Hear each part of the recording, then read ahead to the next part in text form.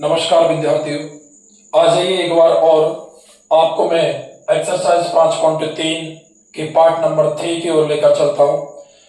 हमारे इस प्रश्नावली में 10 प्रश्न कंप्लीट हो चुके हैं और अब हम आपके सामने 11वें प्रश्न की बात करेंगे। और जो 11वां सवाल है अपना वो है कि किसी समांतर श्रेणी दी हुई है। ये क्वेश्चन नंबर 11वां है आपका, और समांतर श्रेणी में Sn की वैल्यू दी हुई है। आपको पता है S होता है सम का मतलब योगफल n पदों का। यदि किसी समांतर श्रेणी के n पदों का योगफल आपको परिभाषित किया हुआ है उसने 4n माइनस n स्क्वायर के रूप में, तो यहां पर आपसे प्रथम पद या फिर S1, देखो यदि मैं आपसे कहूं कि कोई समांतर श्रेणी है 1 2 3 4 5 डॉट डॉट डॉट, ऐसे कोई समांतर श्रेणी चल रही है, तो बताइए इसका प्रथम पद क्या है? 1 है साहब। इसका प्रथम पहले पद का योगफल क्या है? तो पहला पद तो 1 ही है, तो योगफल भी 1 ही होगा। इसका मतलब समांतर श्रेणी का पहला पद और पहले पद का योगफल स्वयं पहला पद ही होता है, इसलिए मैंने S1 या A1 बराबर के प्रश्नवाचक लगा दिया। S2 प्रथम दो पदों का योगफल पूछा है, A2 दूसरा पद पूछा है, A3 तीसरा पद पूछा है, A10 10वां पद पूछा है और nवां पद पूछा है। एक बात बताइए अब आप मेरे लिए, मैं बात कर रहा हूं आपसे समांतर श्रेणी के पदों के योगफल को परिभाषित इसने Sn बराबर 4n माइनस n स्क्वायर के रूप में किया हुआ है। तो मैं आपसे ये कहूं जैसे साहब ये समांतर श्रेणी 1 2 3 4 5 ये लिखी हुई है, बताइए आप कि इस समांतर श्रेणी के दो पदों का योगफल क्या है? S2 2 और 1 3। इस समांतर श्रेणी के तीन पदों का योगफल क्या है? S3 3 2 5 और 1 6। इस समांतर श्रेणी के चार पदों का योगफल 4 3 7 2 9 और 1 10। यानी ये इनके पदों का योगफल कर रहा हूं मैं आपके सामने ही। यदि दो पदों का S1 तो खुद ये पहला पद ही होगा, S2 यदि मैं बात करूं इसका मतलब दो पदों का योगफल, S मतलब सम, दो का मतलब दो पद, n यहां n पद, तो ये दो पदों का योगफल तो 2 और 1 3 होगा। फिर बात यदि इसने तीसरे पद की कर दी तो देखो तीन पद 3 और 2 6 और 1 कितने? तीन पद 3 और 2 5 5 और 1 6। चार पद 4 और 3 7 और 2 9 और 1 10। मैं आपसे ये बात करूं कि साहब इस समांतर श्रेणी का प्रथम पद अर्थात S1 तो 2 ही सॉरी 1 होगा। मैं बात करूं बेटा A2 की, तो A2 क्या होगा साहब? A2 है इसका द्वितीय पद कितना? 2, और दो पदों का योगफल क्या है? 3। एक पद का योगफल क्या है? 1। इसका मतलब यदि मैं 3 में से 1 घटा दूं तो 2 आ रहा है। बोलो आ रहे हैं यार? ऐसा नहीं है कि मन में आई इसलिए 3 में से 1 घटा दिया। 3 और 1 वैल्यू आई है हमारे पास, 3 तो S2 की वैल्यू आई और S1 की 1 आई है, इसमें से 1 घटा दिया, ये 2 आ गया। चलो छोड़ो, आप A3 निकालो। A3 कितना है साहब? 3 है। 3 कैसे आएगा? 3 साहब, अब अगला पद, ये पहला पद, ये दूसरा पद, ये तीसरा पद, अब इसमें से इसको घटा दो। 6 में से 3 कितना आ गया? 3। चौथा पद क्या है साहब? चौथा पद, इसमें से इसको घटा दो। फिर 10 में से 6 कितना? 4। बोलो 4 ही है क्या? बिल्कुल है साहब। यानी कि A1 और S1 तो बिल्कुल यही हुए। ध्यान देना, मैं क्या बताने की कोशिश कर रहा हूं आपको, बहुत शानदार चीज बता रहा हूं। इधर देखिए, अब देखिए A2 की मैं बात कर रहा हूं तो 3 तो क्या था? S2 की वैल्यू माइनस 1 क्या था? S1 की वैल्यू। फिर मैं A3 निकाला तो 6 तो किसकी वैल्यू थी? S3 की, और 3 किसकी वैल्यू थी? S2 की। तब मान निकल के आए। फिर यहां मैंने A4 निकाला तो जो 10 वैल्यू थी साहब वो तो S4 की थी, और जो वैल्यू 6 थी वो S3 की थी। इसका मतलब साहब है समांतर श्रेणी के पदों का योगफल दिया हुआ हो तो आप आराम से समांतर श्रेणी के पद ज्ञात कर सकते हैं। वो क्या है? वो कुछ नहीं, ये दूसरा पद है तो दूसरे पद के योगफल में थे पहले पद का, दो पदों के योगफल में से एक पद का। तीसरा पद है तो तीन पदों में से दो पद का। चौथा पद है तो चार पदों में से एक। यानी कि जो पद है इतने पदों के योगफल में से जस्ट एक पहले वाला। इसका मतलब ये सूत्र बन जाएगा an बराबर Sn, यानी जो पद है वही और इसमें से एक कम, Sn माइनस 1। ये समांतर श्रेणी के पद ज्ञात करने का सूत्र है, आप नोट डाउन कर लीजिए इसको। जब समांतर श्रेणी के पद दिए हुए हो और आप योगफल दिया हुआ हो और आपसे समांतर श्रेणी के पद पूछे, योगफल से डायरेक्ट समांतर श्रेणी के पद ज्ञात करने का फॉर्मूला है। आ रही है आपके पास समझ में? तो देखिए an बराबर Sn माइनस 1 कैसे निकल का आया? A3 निकाला तो तीन पदों के योगफल में से दो पद, 4 निकालो तो 4 पदों के योगफल में से 3 पद, 2 निकाला तो 2 पदों के योगफल में से 1 पद। इसका मतलब जो पद है उतने पदों के योगफल में से जस्ट एक कम पद का योगफल घटाने से आपको समांतर श्रेणी का पद ज्ञात हो रहा है। तो ये सूत्र हो गया, जो पूछा गया पद है वो Sn यहां हो गया और उसमें से एक कम n-1। ठीक है। अब यदि आपसे वो पूछता है कि साहब इसका 5वां पद, तो आप यहाँ A5 लिखेंगे, यहाँ S5 लिखेंगे और यहाँ S4 लिखेंगे। 5 पदों का योगफल 5 और 4 9, 9 और 3 12, 12 और 2 14 और 1 15। अब 15 में से आप 4 पदों का योगफल कितना आ रहा है 10, बताओ कितना बचेंगे 5। बोलो इसका 5वां पद 5 है या नहीं? बिल्कुल है। इसका मतलब ये सूत्र आप याद कीजिए और अब देखिए हम इसमें आराम से निकालेंगे क्या, पद क्या निकालेंगे। तो देखिए फिर कैसे निकालेंगे। यहां पर हम n बराबर 1 रखेंगे, n बराबर क्या रखेंगे 1 रखने पर, n बराबर 1 रखने पर S1 बराबर 4 इंटू 1 माइनस 1 का वर्ग। तो देखो 4 और 1 के वर्ग में से 1 तो कितना बचा 3। यही S1 है और यही क्या है A1 है। सिंगल पद ये है तो इसका तो योगफल एक खुद ही होगा। मैं बात करूं आपसे S2 की, तो S2 के लिए साहब आपको n बराबर कितना रखना होगा 2 रखना पड़ेगा।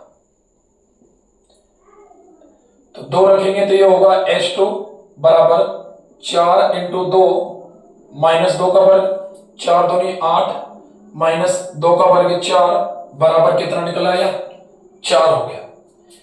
अब यहां पर H2 ही पूछा है और तो कुछ नहीं पूछा, तो यहां अपन क्या करेंगे अब A2 निकालेंगे। तो A2 कैसे निकालेंगे, देखो यदि मुझे A2 चाहिए तो मैं S2 माइनस S1, ये फॉर्मूला है। 2 पद, दूसरा पद चाहिए तो 2 पदों के योगफल में से एक पद का योगफल घटाएंगे। तो S2 क्या है साहब, S2 है 4, S1 क्या है, S1 है 3, तो ये कितना आ गया 1। आपको चाहिए तीसरा पद, क्या चाहिए तीसरा, तो A3 बराबर हो जाएगा S3 माइनस S2।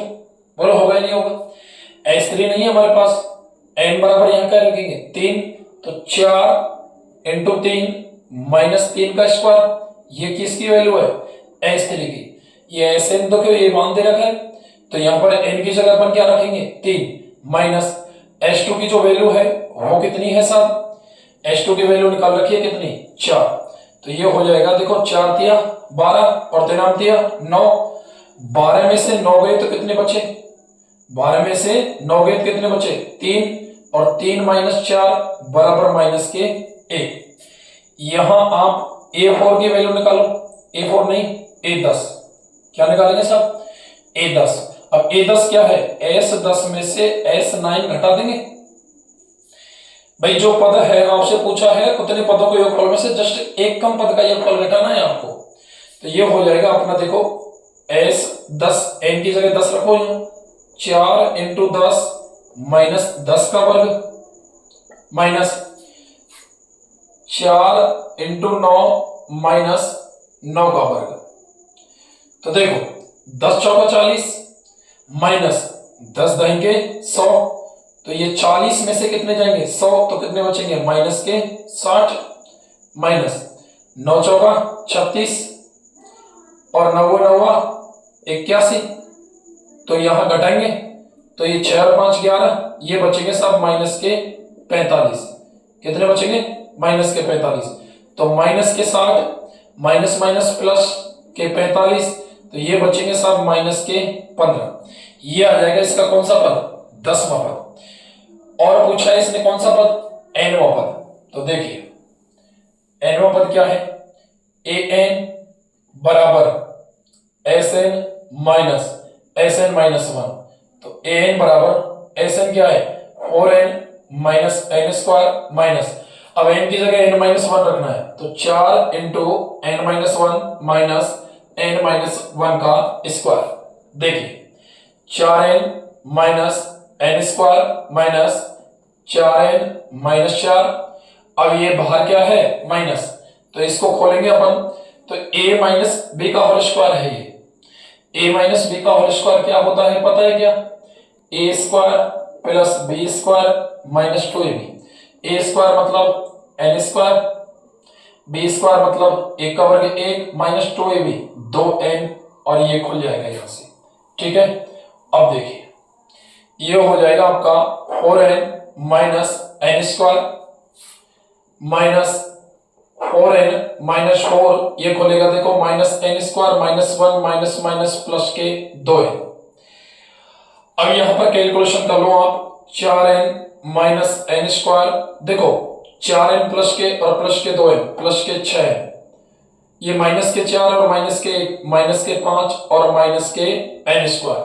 अब यहां से खोलो 4n minus n square minus 6n plus 5 और प्लस के एन स्क्वायर। माइनस के चिन्ह से इसके भीतर के जो कंप्लीट चिन्ह है वो चेंज होंगे, ये प्लस का तो माइनस का हो जाएगा, ये माइनस का तो ये प्लस का, और ये माइनस का तो ये प्लस का, गुणा होगा माइनस का। ये देखो कुछ कट रहा है क्या? माइनस एन स्क्वायर और प्लस एन स्क्वायर बिल्कुल कट रहा है साहब। ये प्लस के तो 5 बचे, माइनस के 6n और प्लस के 4n माइनस के 2n, ये गया आप किसका मान? an की वैल्यू आ गई। किसकी आ गई? an की। यदि आप इसी वैल्यू को शुरुआत में निकाल देते हो तो जो सा ये पद पूछ रहा है ना डायरेक्ट मान रख दो। जैसे अब देखो वो तो मान निकाल लिया हमको, वो दिक्कत कोई नहीं है, लेकिन जैसे आप अब यहाँ n की जगह 10 रखोगे ना तो डायरेक्ट रख दो 5 माइनस 2 इंटू 10, 10 दूनी 20 और 20 में से 5 की तो कितने बचे? माइनस के 15। यहीं से निकाल आएगा मान। ठीक है, और ये निकलवाना तो an का तो निकालना पड़ेगा ये, अन्यथा डायरेक्ट जो मैंने करवाया पहले इसे निकाल लेते हैं। ठीक है, ये हो गया आपका सवाल नंबर 11। अब देखिए 12वां क्या सवाल है।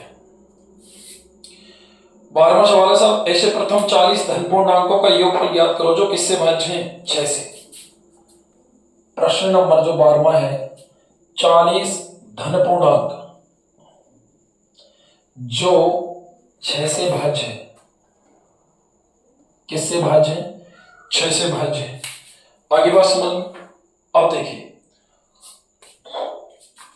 क्या करेंगे आप, ये समांतर श्रेणी लिखिए। पहला जो 6 से भाज्य है वो 6 ही होता है, उसके बाद में 12, उसके बाद में 18 और डॉट डॉट डॉट 40 में जो धन पूर्णांक होगा वो होगा 240। 6 चौका 24, लास्ट जो पद है वो कितना होगा? 240। ये ऐसे कितने पूर्णांक हैं? 40 पूर्णांक के साथ। आ जाइए, ऐसे धन पूर्णांक जो किससे भाज्य है साहब? 6 से भाज्य है। किसका मान पूछा है? n का। किसका मान? n का मान पूछा है। तो अंतिम पद देखो, प्रथम पद क्या है इसमें?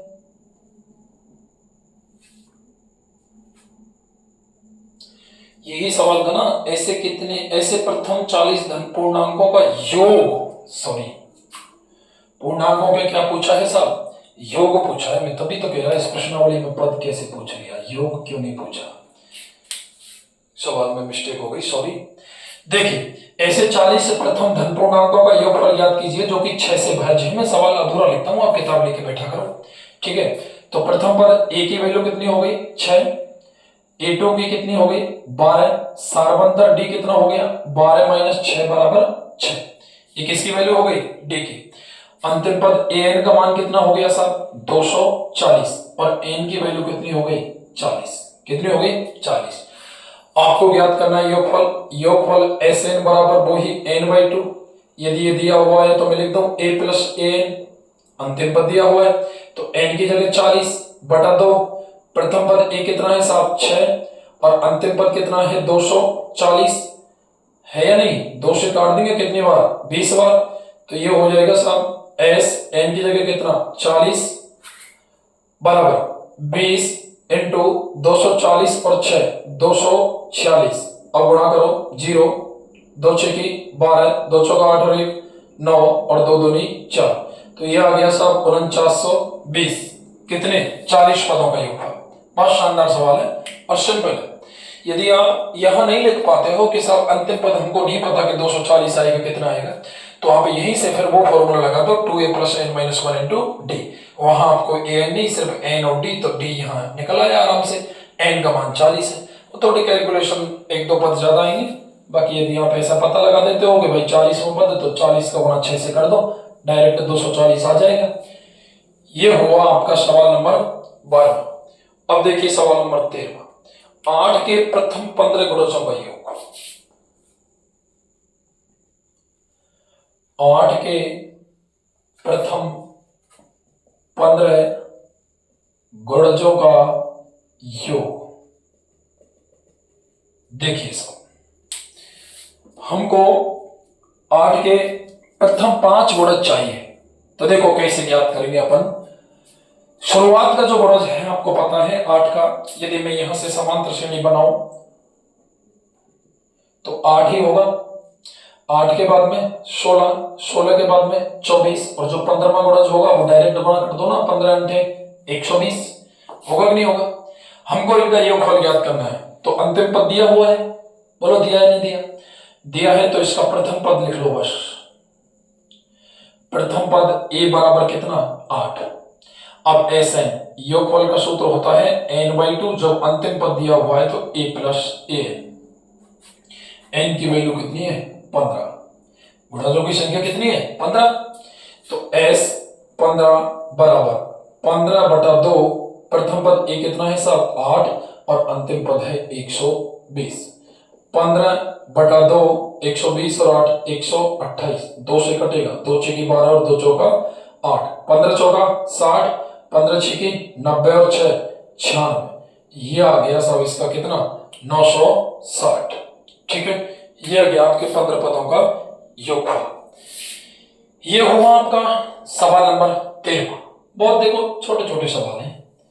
अगला देखो 14वां सवाल।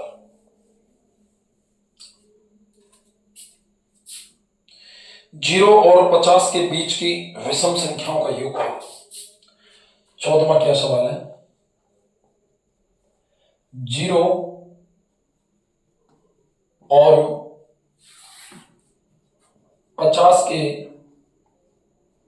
बीच की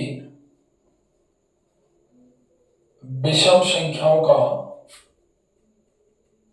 योगफल पूछा है। ध्यान दीजिए, पहली बात तो यह है कि विषम संख्याएं होती क्या हैं?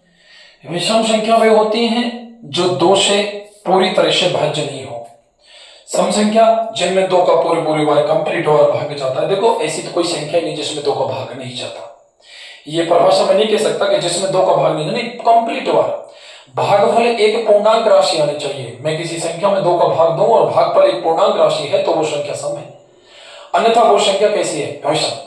या फिर संख्या का इकाई अंक 0, 2, 4, 6, 8 ये होनी चाहिए, वो सम संख्या होगी। देखिए विषम संख्या 0 और 50 के बीच की है। देखो ये चीज भी अलग है। यदि 0 और 50 शामिल है तो वैसे भी ये देखो शामिल होते तो ये सम संख्या नहीं है, लेकिन यदि ये विषम संख्या नहीं है, लेकिन यदि ये बात करता है कि सम संख्याओं का योगफल, अब इसने बात करा 0 और 50 के बीच की, तो 0 और 50 शामिल नहीं करते उस स्थिति में। हम समझो इन चीजों को। सम संख्या की यदि ये बात कर देता, इसने 0 और 50 के बीच की बात करी है, यदि ये इस बीच को नहीं करता 0 और 50 तक की कंप्लीट सम संख्याओं का योगफल, तो 0 और 50 शामिल होते। इसने बीच की बात की है तो ना तो ये शामिल होगा और ना ये शामिल होगा। आगे बात समझ? अरे अरे या नहीं अरे? लेकिन हमसे यहां सामने क्या पूछा है? विषम संख्या। तो 0 और 50 के बीच की जो विषम संख्या है उनसे समांतर श्रेणी बनेगी आपकी 1, 3, 5, 7, और 50 से पहले जो विषम संख्या होती है वो होती है 49। 48 तो सम संख्या होती है। इकाई अंक क्या है? 8। 0, 2, 4, 6, 8। यदि ये इकाई के अंक हैं तो संख्या कैसी होगी? सम होगी, अन्यथा कैसी होगी? सब विषम। तो देखिए योगफल पूछा है, अंतिम पद दिया हुआ है इसमें भी। प्रथम पद क्या है साहब? प्रथम पद है इसका a बराबर कितना? 1। अब देखो, वैसे मुझे तो पता है कि ये विषम संख्या कितनी है। देखो 1 से और 50 तक की कंप्लीट संख्या 50 होती है। अब इसमें 25 तो सम होती है और 25 कैसी होती है? विषम। आगे बस समझ। लेकिन आपको ऐसे भी नहीं अंदाजा लगे तो आप डायरेक्ट ये जो सूत्र है ना, an बराबर a plus n minus 1 into D. अब an कितना है? 49। a कितना है? 1। n का मान चाहिए, d कितना है? 3 में से 1 जाएंगे तो 2, ये 49 में से 1 गए तो सब ये कितने बचे? 48। ये हो गया 2n माइनस के 2, ये -2 इधर आएंगे तो ये प्लस के 48 और 2 50 बराबर 2n और 2 से कितनी बार 25 बार। ऐसे आप n का मान ज्ञात कर सकते हो इसी सवाल में। लेकिन जब हमको पता है कि ये 50 संख्या है तो n का मान डायरेक्टली हम लिख देंगे यहाँ पर, ये कंप्लीट कितना है 25। ठीक है, n का मान 25 और an की वैल्यू साहब कितनी है 49। कितनी है 49। आपको पता है कि एक से 50 तक की संख्या टोटल 50 है। आधी संख्या सम होती है और आधी विषम होती है। अब हमसे बात कर रहा है विषम संख्या की, सम संख्या को हटा दो ना 25 को। ठीक है, आगे देखो, ये योगफल की बात कर रहा है और योगफल का सूत्र होता है Sn बराबर n/2 a प्लस a। मैं छोटा फॉर्मूला यूज लगा रहा हूं क्योंकि अंतिम पद पता है मुझे।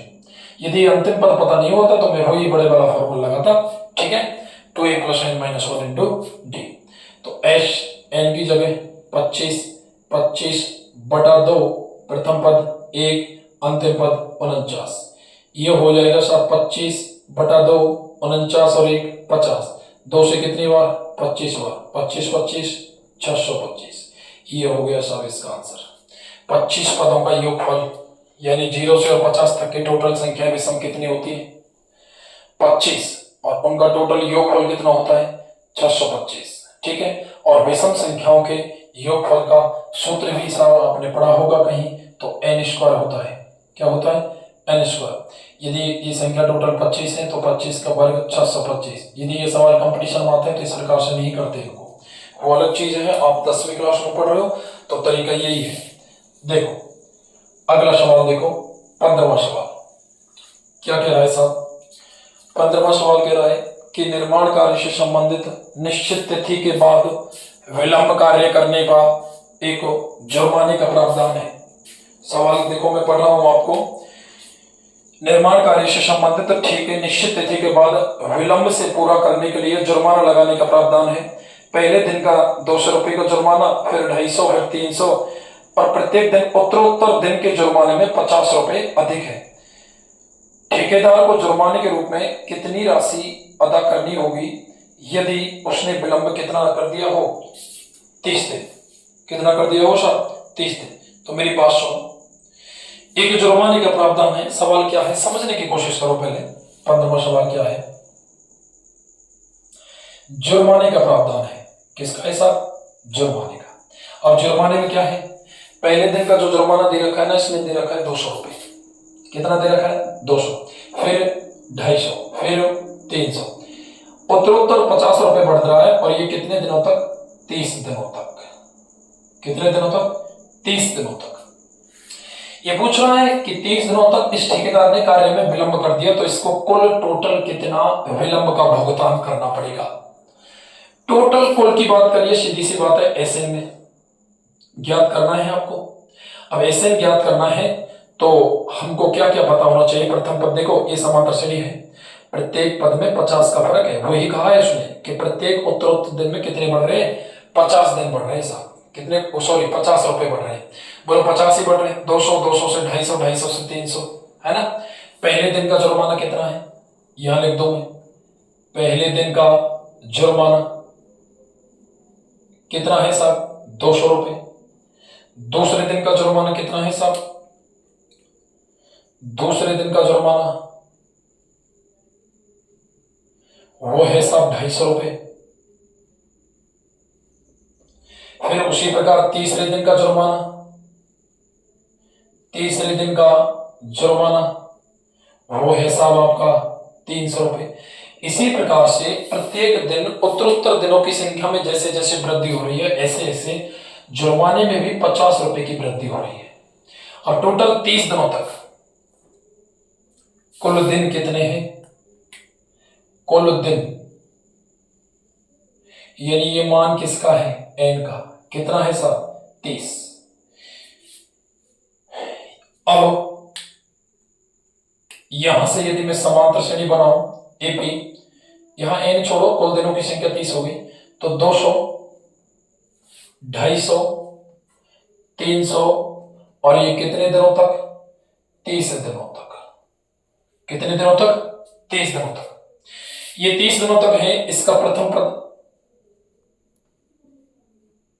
200 किसकी वैल्यू, ए की। एन का मान क्या है साहब, एन का मान है 30, एन का मान कितना है 30। अब शार्प अंतर डी, डी वो ही 50 रुपए का अंतर निकलेगा, इसमें तो दे रखा है, द्वितीय पद में से प्रथम पद घटा दो, या फिर उसने क्लियर कहा है कि उत्तरोत्तर प्रत्येक दिन में कितने रुपए की वृद्धि हो रही है, 50 रुपए की। तो ये हो जाएगा साहब आपका 50 रुपए। अब टोटल कितना जुर्माना है, टोटल मतलब कुल कितना जुर्माना है ये पूछा इसने, और कुल के लिए हम योगफल करते हैं, और योगफल का सूत्र होता है एस एन बराबर। अब देखो अंतिम पद नहीं है, ये अंतिम पद नहीं था, ये 30 दिनों तक यानी एन का मान था, तो इसका मतलब अब सूत्र लगेगा बड़ा, 2a plus n minus 1 into d. तो एस एन की जगह 30, 30 बटा 2, 2 गुणा ए की वैल्यू 200 प्लस 30 माइनस 1, और डी का मान है साहब कितना, डी का मान है साहब 50। तो ये हो जाएगा 2 से कितनी बार कटेगा, 15 बार, तो 15 इंटू 200 का दोगुना 400 प्लस ये 29, और 29 इंटू कितना करेंगे 5, 29 इंटू 5 पंडा 45, 4 5 दिन 10 और 4 14, ये हो गया साहब 1450। कितना हो गया 1450, ठीक है। अरे 29 गुणा 5 किया, पंडा 45, 5 दिन 10 और 4 14, पीछे को जीरो थी तो एक जीरो उड़ा दिया। अब ये हो गया 15, 400 और 14 और 4 18, तो 1850। कितना हो गया 1850, तो जीरो, 15 का 75, 15 इंटू 120 और 7 127, 12 15 12 27, तो कितने रुपए का विलंब है 27,750। टोटल जो विलंब राशि है वो है साहब 27,750। कब, जब ठेकेदार लगातार 30 दिनों तक विलंब कर देगा, ठीक है। ये मैंने आपको कंप्लीट यहां पर सवाल बताया है। हमारे यहां पर 30 सवाल कंप्लीट हो चुके हैं, सॉरी 15 सवाल कंप्लीट हो चुके हैं। ये हमारा समांतर श्रेणी का 5.3 का पार्ट नंबर 3 था। मैंने इसमें 15 सवाल कंप्लीट करा दिए। अब सिर्फ आपके 4-5 सवाल और बचे चौथे पार्ट के, ठीक है। उन सवालों को देखने के लिए बने रहिए मेरे साथ अगले वीडियो तक, जो कि ठीक इसी समय कल शाम 4 बजे अपलोड होगी। धन्यवाद साथियों, चैनल को सब्सक्राइब करवाएं, खुद करें, वीडियो को लाइक करें, शेयर करें, और बेल आइकन के बटन को दबाना बिल्कुल नहीं भूलें। धन्यवाद, जय हिंद, जय भारत।